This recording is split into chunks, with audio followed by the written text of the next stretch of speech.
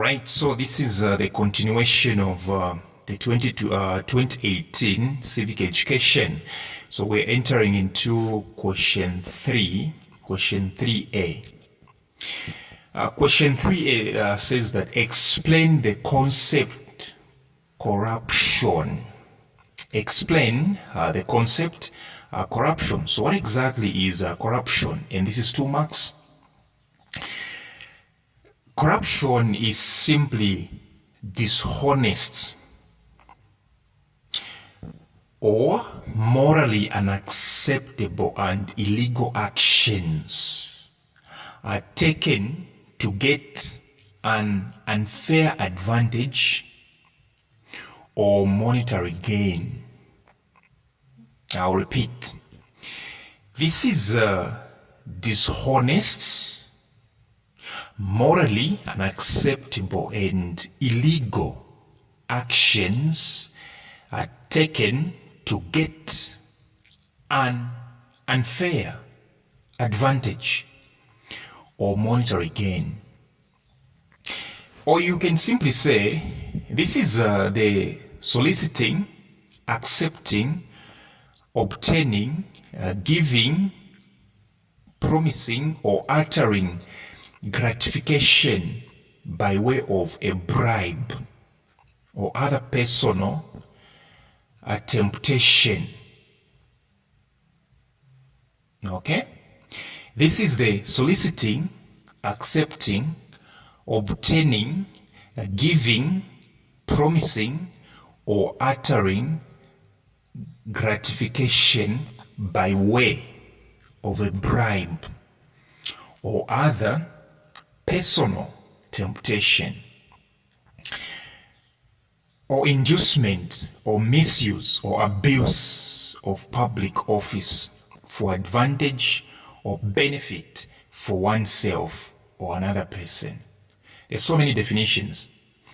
If you want, you can say it's an act or practice marked by dishonest and abuse of one's position or power. I'll repeat, you can say it's an act or a practice which is marked by dishonest and abuse of one's position or power. There's so many definitions. If you want, you can say it's giving money. It's a giving money, a service, or anything valuable in return for a favor. Giving money, a service, or anything valuable in return for a favor. If you want, you can say it's an abuse of one's official position for personal gain or benefit. Abuse of one's official position for personal gain or benefit.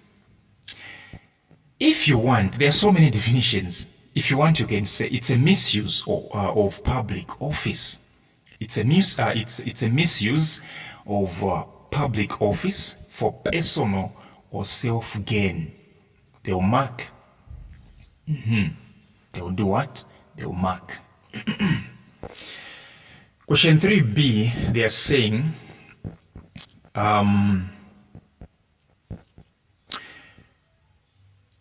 according to the Anti-Corruption Commission, what are the 2 main causes of corruption? According to the Anti-Corruption Commission, what are the 2 main causes of corruption? So in short, according to the SEC, what causes corruption? Number 1, you simply say greedy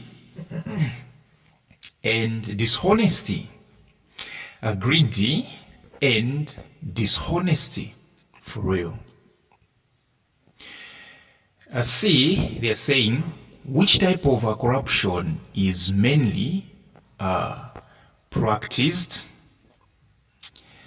Which type of corruption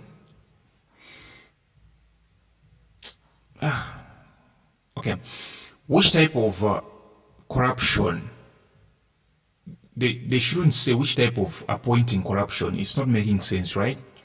You say which type of corruption is mainly used, all right? Which type of, not which appointing. There was a typing error there. You say which type of corruption is mainly practiced in awarding of government contracts, public appointments, or administrators for privatization of the government-owned companies. Okay, this question was having some errors, so I've corrected the words. The question was supposed to be which type of corruption is mainly practiced in awarding of government contracts, public appointments, or administrators for privatization of the government-owned companies. Okay, let me explain this one. The type of corruption whereby there is awarding government contracts or public appointments or awarding administrators for privatization of the government-owned companies. This one is called grand corruption. Don't forget, this is what? Grand corruption. Yes. D, under the Anti-Corruption Commission, which department conducts managerial accountability workshops in both public and private institutions. Under the Anti-Corruption Commission, which department conducts managerial accountability workshops in both public and private institutions. So under the Anti-Corruption Commission, there is a department which controls, which conducts, which manages managerial accountability workshops, whether it's in public or private institutions. This one is called the Commission's Prevention Department. The answer is what? The Commission's Prevention Department. The Commission's Prevention Department. Question E, identify the roles of the following in the fight against corruption. Identify the roles of the following in the fight against corruption. The first one, we have the public officers. So in short, what exactly are the roles of the public officers when it comes to fighting against corruption? Number one, their first role is adherence. They have to adhere.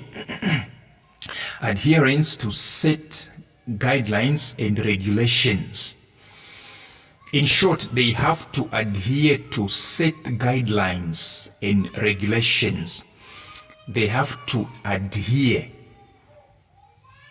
to the guidelines and regulations which are set. Number two, their second role is reporting corruption. Public officers, they have to report corruption. Number three, all right, they have to sensitize. So their third role is sensitization. They have to sensitize the public about corruption. Number four, they have to adhere to institutional and public service code of ethics. They have to adhere to institutional and public service code of conduct. How about the community?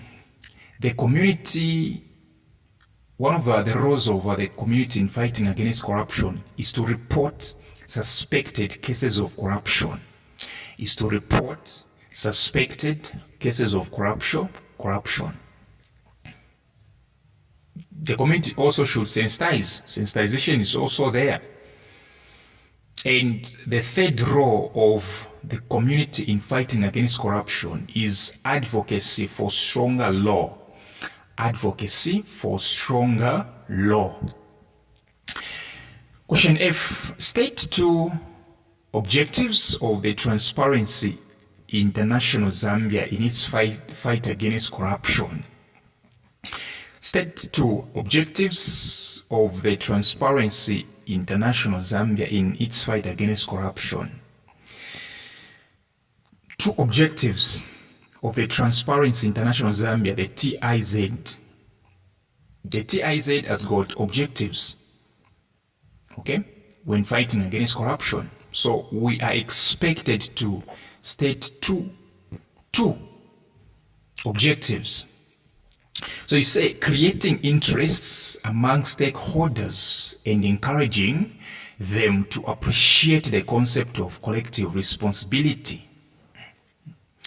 Creating interests among stakeholders and encouraging them to appreciate the concept of collective responsibility. Number 2, it also undertaking research on various aspects of corruption, good governance, and integrity. Yes. Undertaking research on various aspects of corruption, good governance, and integrity.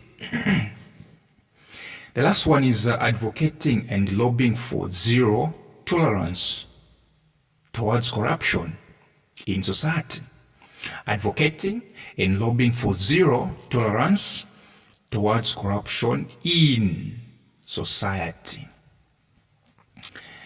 Number 4, we happen to have this one. They are saying briefly explain the role of the media in good governance.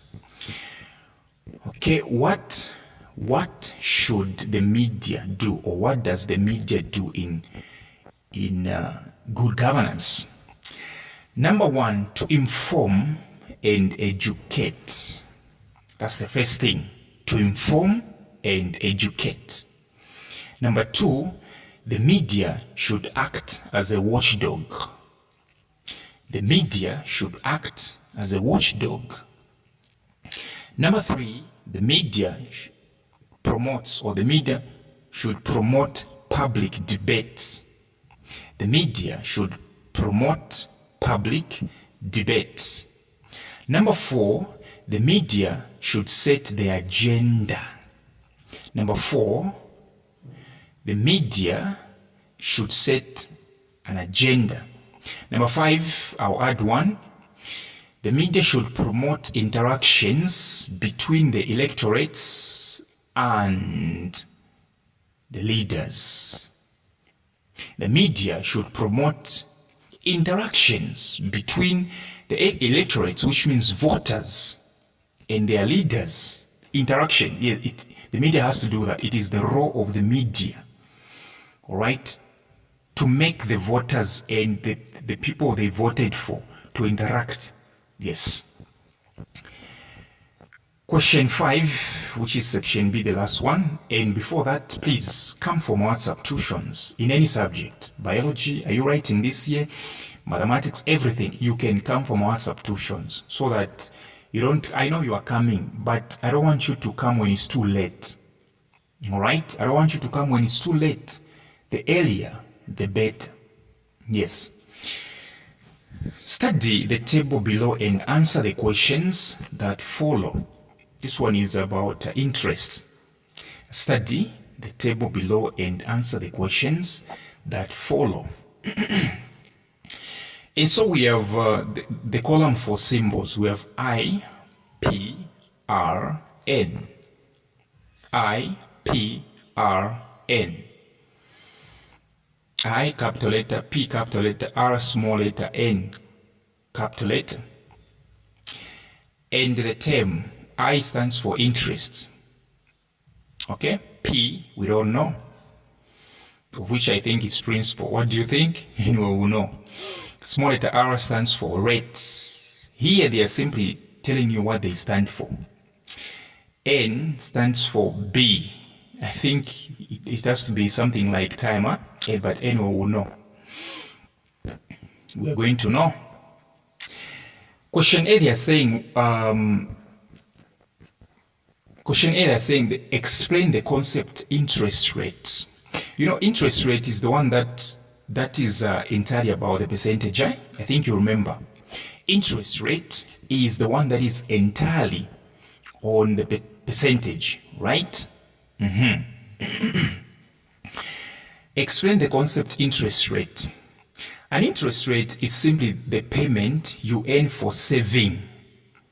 This is an interest rate. An interest rate, all right, is actually the payment you earn for saving. You can also say it is the price of borrowing money. This is the price that you pay for borrowing money. Okay? But what I would want you to define this one, it is the amount charged.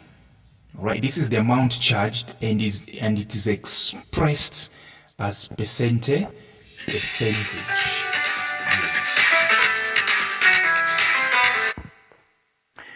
So this one is a good definition. You simply say it is the amount charged and is expressed as percentage. The amount charged and expressed as percentage.